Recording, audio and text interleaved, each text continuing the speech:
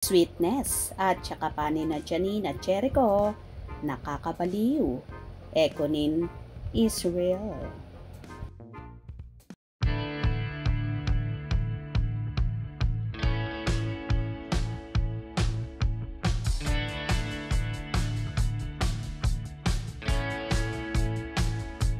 Love is in the air ngang.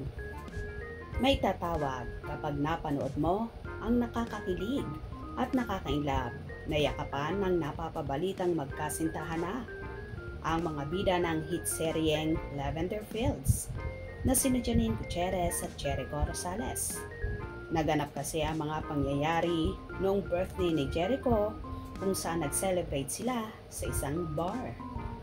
Kinantahan pa nga ni Janine ang aktor ng Stupid Love na halata mong enjoy na enjoy ang dalawa.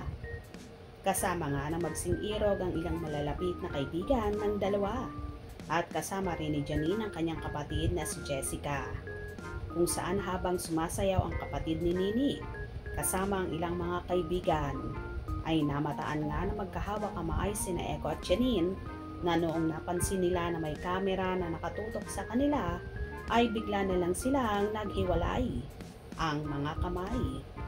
Halatang halata talaga na may something special nang nagaganap sa Ekonin. At ang nakakabuwa nga sa lahat ay nang mamataan na so sweet si Eko kay Janine kung saan niyayakap niya ang dalaga. At sumagot din ang yakap si Janine sa aktor.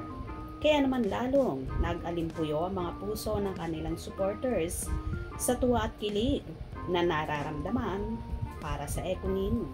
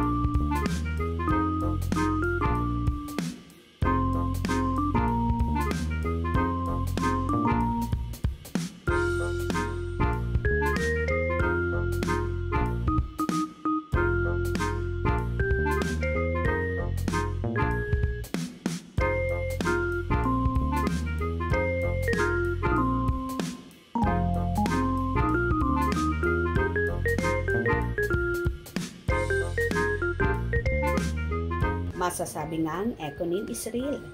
Kaya yung nagsasabi na wala pa silang relasyon, sorry kayo. Hindi nyo maluloko ang sambayan ng Pilipino dahil huling-huli at kitang-kita sa mga galawan ni na Janine at Eko na magjowa na ang galawan nila. Anyway, di pa man sila umaamin sa publiko, pero sobrang saya ng kanilang followers sa nakikita sa Ekonin. Nahulog na talaga ang feelings nila sa isa't isa. Kaya naman, wala nang dapat pang kumontra. Well, happy ba kayo sa nasaksihan yung sweetness at tsakapan ng Ekonin? Ako, sobrang happy at masasabi ko nga, Ekonin lang ang sakalam at real na real ang pag-iibigan. Kung nagustuhan nyo ang video na ito, comment down below.